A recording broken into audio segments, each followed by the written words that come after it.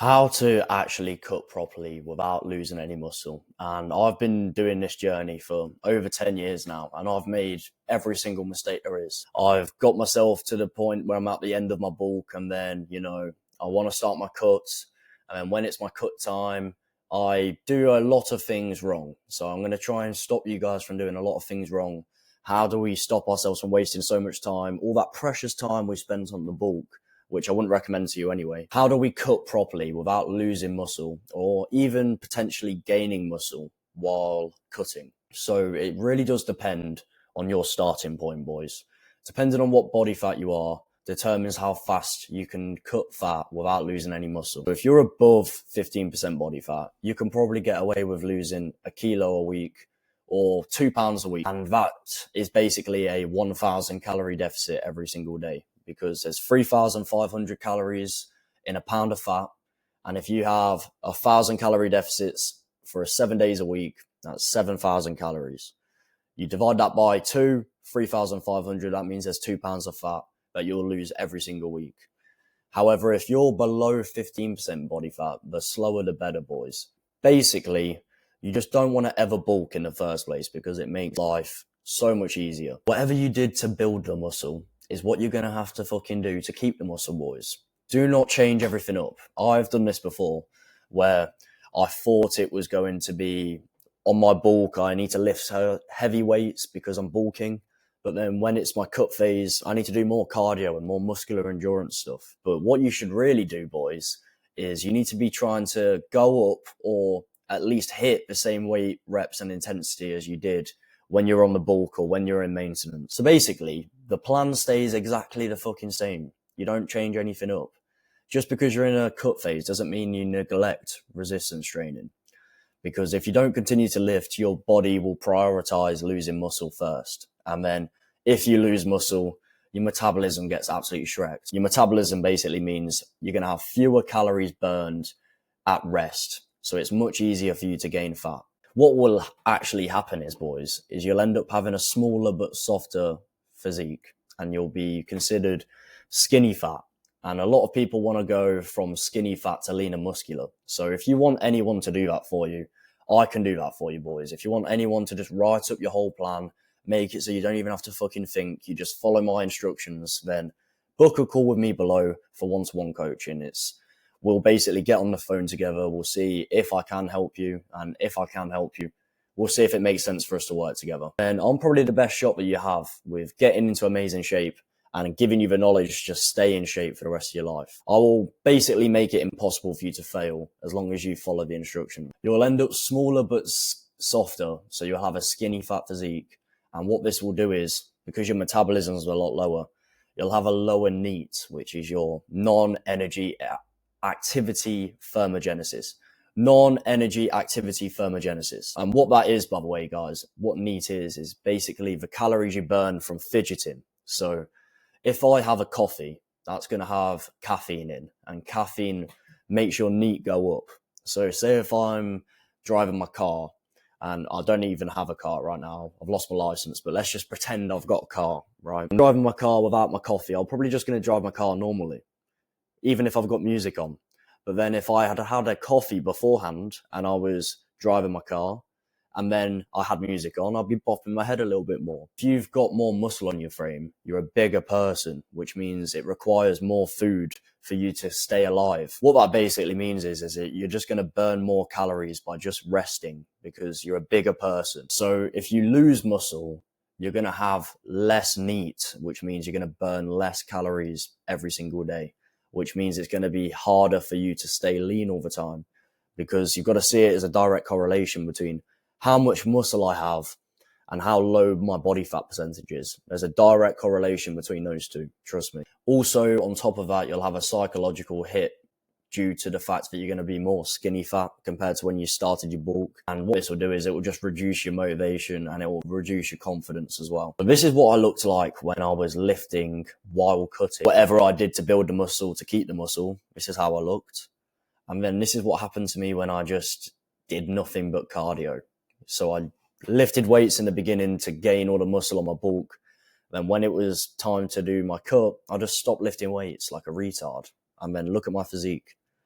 I just look like a little rodent. Stick to low intensity cardio, boys. The lower the intensity of the cardio, the more likely you're going to be able to hit the same numbers in the gym.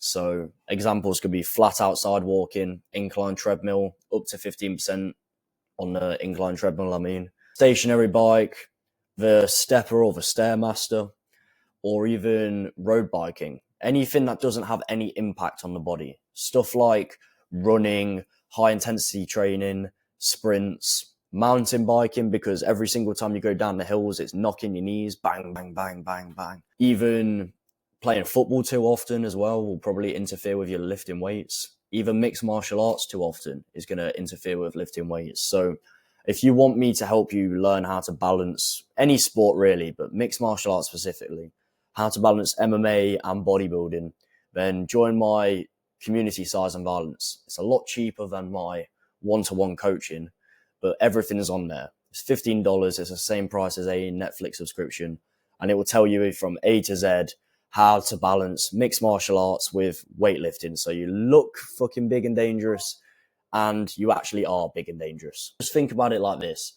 Any high intensity cardio you complete takes a massive toll on your body, and it makes it so much harder to progress. If you didn't do that half marathon run, you would be able to lift more on the leg press, which means you're going to gain more muscle.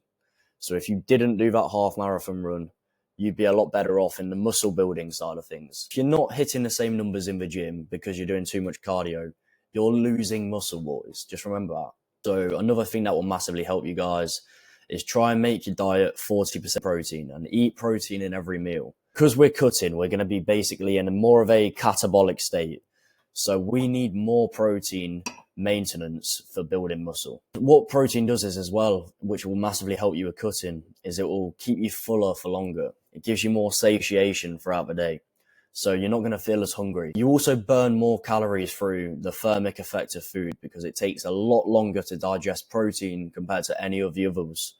So fat can turn into fat very easy because it already is fat. Carbohydrates turns into glucose, and then glucose turns into fat, and then it gets digested in the body. Protein takes a lot longer, boys. So the protein thermic effect of food is about 20 to 30%. So basically, if you eat 100 calories worth of protein, you're probably netting around 70 to 80 calories worth of protein. And you're probably only consuming 70 to 80 calories. If you had 1,000 calories worth of protein, you're probably having about 700 to 800 calories. Think about how much of a massive difference that is, boys. So basically, the more protein, the better, boys. If you have too much protein and it's not digesting, because you can only digest so much protein, then what it will do is it will have a carb sparing effect, which is where the protein will turn into glucose, and then the glucose will be used as energy, which will help you with cardio. It will help you with lifting weights.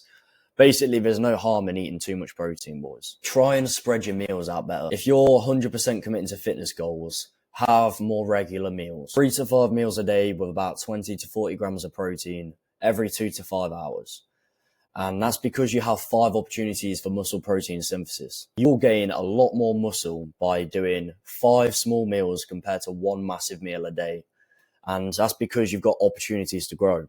So as soon as you wake up, you have some protein, you've got an opportunity to grow. 2 hours, 3 hours later, you have another opportunity to grow. Blah, blah, blah. You guys get the point, right? If you wait all the way until the evening time, even if you have the same amount of protein, it's not as optimal as having 3 to 5 spread out meals throughout the day, because you have different spikes of muscle growth. And what this will do is as well, it will give you better training fuel and recovery, because you'll have a steady supply of carbs and amino acids, which is good for recovery.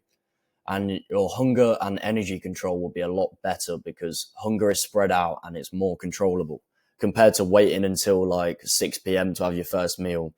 If you have meals throughout the day, your satiation is way more controllable and your performance and NEAT gets higher. Remember what I said to you before, what NEAT is: your fidgeting calories that you burn just from doing nothing, not exercising calories. You'll have steady fueling, which means you'll have fewer energy crashes and you'll have more consistent lifts and more natural fueling for the whole day. Another thing that will massively help you guys is to use creatine to help. It helps maintain strength and performance, and it will refill your glycogen stores. So basically, quicker energy recycling for heavy lifts. It gives you a psychological boost as well because it will increase muscle mass. And yes, it is water muscle. Basically, as soon as you start taking creatine, your muscles will look bigger, and it's water muscle. But if you look bigger, then fair enough. It doesn't really matter if it's water muscle or lean muscle, right?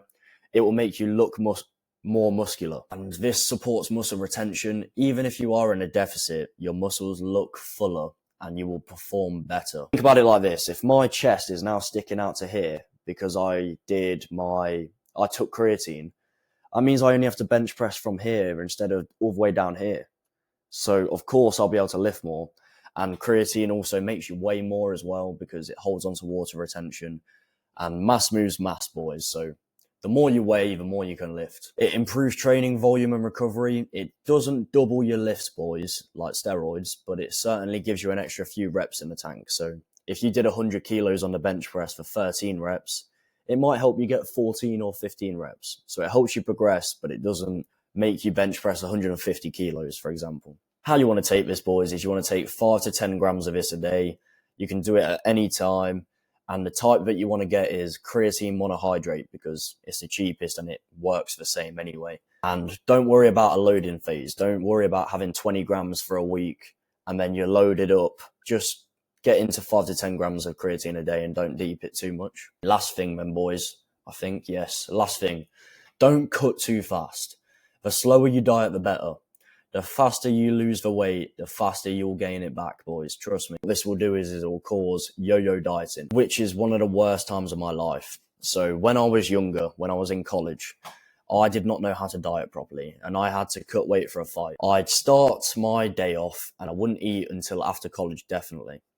And I'd finish college at about 3 p.m. And then I'd sleep until about 5 p.m. because I was absolutely knackered because I had no food. Bearing in mind, every single day was like this, apart from my yo-yo moment. And then after that, I'd go to training. I'd train for 3 hours straight, still fasted, still haven't eaten anything. So I'd do boxing class and then I'd do mixed martial arts class and then I'd do boxing sparring at the end. 3 hours of work. And then as soon as I got home, I'd have my first meal of the day, my first and only meal of the day, because I was on the 1 meal a day, the OMAD diet. And I'd eat normal shit like chicken, rice, and peas and broccoli and stuff like that. I tracked it on MyFitnessPal and I'd get about 1,500 calories and I'd be absolutely full because it's all like good quality food like chicken, rice, good quality type of food. What happened is, as I could only do this for a fucking day or two, boys. I could only do this for a day or two. Then what would happen is on the Thursday, say if I started on the Monday, I'd maybe make it to Wednesday. But then when it got to Thursday, I'd eat the whole cupboard. I'd eat my whole hand off. And I'd feel so shit and guilty for it. Trust me. You do not want this, boys. You do not want yo-yo dieting. So the faster you lose the weight, the faster you'll gain it back. So try and cut slower than usual, boys. If you're above 15% body fat, eating a 1,000 calorie deficit a day, and you'll lose 1 kilo or 2 pounds of fat a week, you should still keep the muscle as well if you're sticking to everything else I said, like the type of cardio that you do, the extra protein intake, everything I just said. If you are below 15% body fat, 500 calorie deficit a day, if you do this, you'll lose about 0.5 kilos a week or just 1 pound a week. Think about it like this. I'm probably about 12% body fat now. Imagine if I lost 1 kilo a week, how fast I would lose weight. That's way too fast. Before you know it, after 8 weeks, I'd be like 55 kilos. If you guys need any help with this, like I said, first link in the description, it's going to be my one-to-one coaching. I will make it pretty damn hard for you guys to fail. And if you guys can't afford that and you don't really want to do the one-to-one coaching, then join Size and Violence. It's a much cheaper option and it gives you everything you need to know about how to cut, how to keep the muscle the whole time. Goes into way more detail than this video. So join Size and Violence or book a call with me for one-to-one coaching and I'll see you on the next one, boys.